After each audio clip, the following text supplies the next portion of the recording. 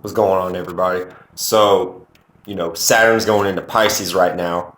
So I figured it would be a good time to go ahead and break down what the energy is going to be like for all the zodiac signs, whether you're a sun, moon, or a rising, and really just break down with these set of index cards that I got. So if y'all remember my old videos from a while back, I would have this card reading and it would be based upon not necessarily numbers and everything like that, or archetypes of a tarot system or the major arcana or whatever they're called.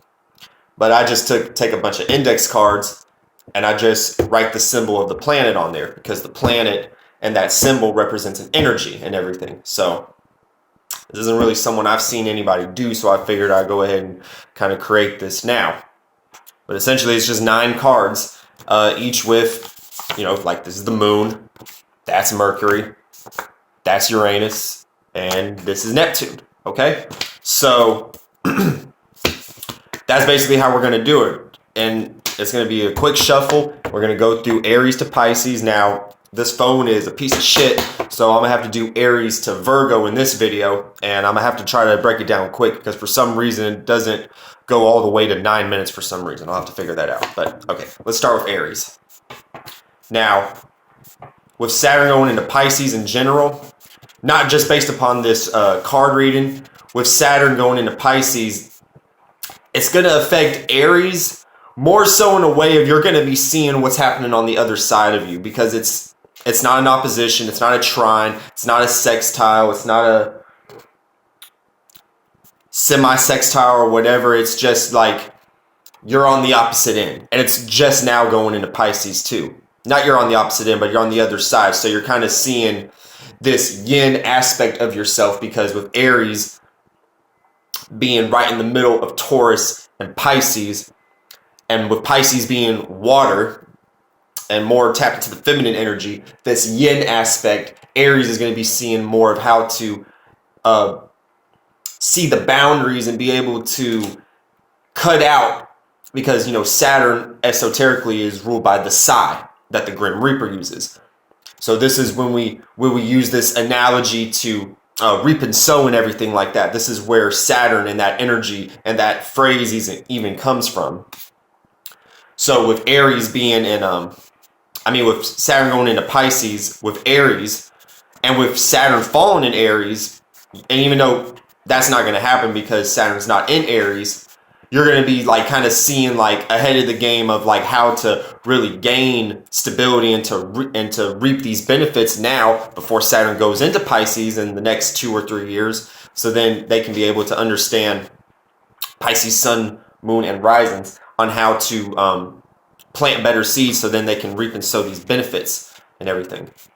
So with Aries, during the Saturn in Pisces, you're going to actually have to tap into the Pisces energy, or an aspect of it, which is Neptune, because Neptune is the co-ruler of Pisces. Jupiter is the main ruler. And with Neptune being pulled for Aries, sun, moon, and risings, you have to make sure that you don't get lost in fantasies. You have to make sure that whenever you see something that you want to obtain as a goal, or in this case, with Neptune, dreams, because it deals with the dream realm, because it deals with Pisces, 12th house. So Aries, you gotta make sure that you're not in a delusion. Don't get lost in your passions, your Mars energy, and don't try to make that be seen with the sun being exalted in Aries and trying so hard to let this vision be shown, but this vision that you're trying to show is just an illusion at the end of the day. All right, now to Taurus. Now Taurus, just in general, it's going to be hitting you with a sextile. So Taurus is going to be able to see like kind of a mile away of how to build boundaries when it deals with like what they value and everything. So this may be a time to not really tell people what you got in your bank account, or how you actually grew your pasture to be the way it is, and the way you tilled the land to be able to have all the seeds and all the plants be able to be grown in uniform pattern. the ability and the opportunity to be able to gain structure with your values, because that's what that is. Gardening, whether it be you even like owning collectibles and shit like that. All right, let me speed this up. So with Taurus, Uranus. So Uranus is actually in Taurus right now. So you got to take advantage of this energy right now. You got to take advantage. You got to transform yourself. You got to become an individual now. You got to tap into that Aquarius energy, which is your square. So you may be learning a lot of your own individual self at the same time, but at the same time, you're reinventing yourself. So really just pay attention to this energy and just continue to reinvent yourself towards sun, moon, and risings. All right, to Gemini.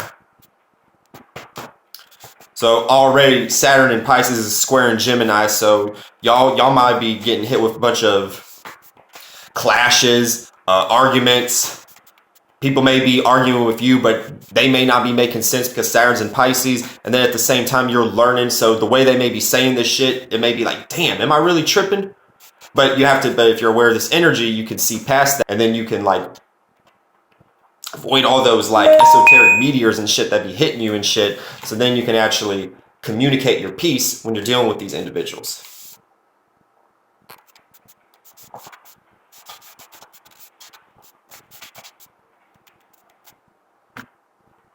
Jupiter. Looks a little janky, but you know what I'm saying, Jupiter.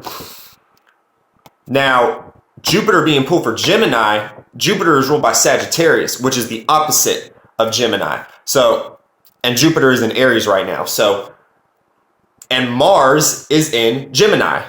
So, this connection of Aries, Jupiter being in Aries, and then that Martian energy being translated into Gemini, and with Jupiter being the opposite of Sagittarius, you got to just really pay attention. You just can't be getting lost in whatever you're trying to speak.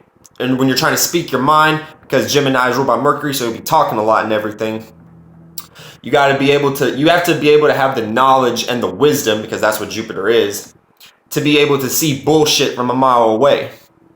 I feel like that's the main key for Saturn going into Pisces, is to be able to see bullshit from a mile away, because with Saturn being in Pisces, Pisces is dealing with delusions, and Pisces is dealing with lies and manipulation in a lot of different ways, because it's mutable water, so it can adapt to other people's emotions, but at the same time it can adapt to another emotion and manipulate behind the scenes and everything. So, and I have Saturn in Pisces, so this is my Saturn return, so I know that I know how my world can be sometimes, and I think this video might cut off soon, so I gotta hurry up. So yeah,